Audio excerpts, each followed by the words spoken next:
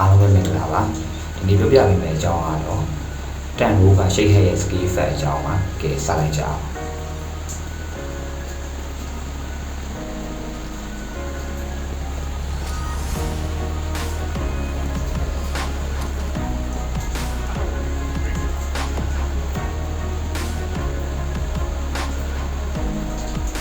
နောက်ဦးဆုံးကတော့ Sonic Physical ဆိုတဲ့ skill ပါ skill စသုံးတဲ့ရင်းမြစ်တစ်ခုပြန်တော့မှဖြစ်ပြီးတော့ရင်ပြန်သွားတယ် skill ရဝိုင်းအောင်ဖြစ်နေတာပါအဲချိန်နေလိုက်ရင်အရင်ပြန်အကြားရရောက်နေပါကဒီတစ်ဝိုက်ကရန်လို့ကစပ်ပြန်ကြာ stand စီမှာပါကူလောင်းတော့100စက္ကန့်နောက်တစ်ခုကတော့ Sonic Trap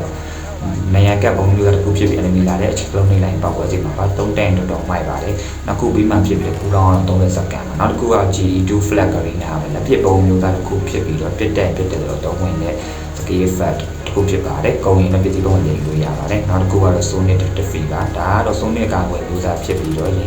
ရှင်ပြတဲ့အခါတွေးရတာနေပါတယ်။အဲ့လိုအားသာတဲ့ skill effect တစ်ခုဖြစ်ပါတယ်။ဒီနေ့ပြောပြခဲ့တာတော့ Shake Head skill effect အကြောင်းပါ။နောက်ဗီဒီယိုမှာတန်လို့ကပူလက်ရဲ့ skill effect အကြောင်းရှင်းပြပေးပါမယ်။နောက်ဗီဒီယိုမှာပြန်ပြီးကြမယ်ဗျာ။ See you ပါ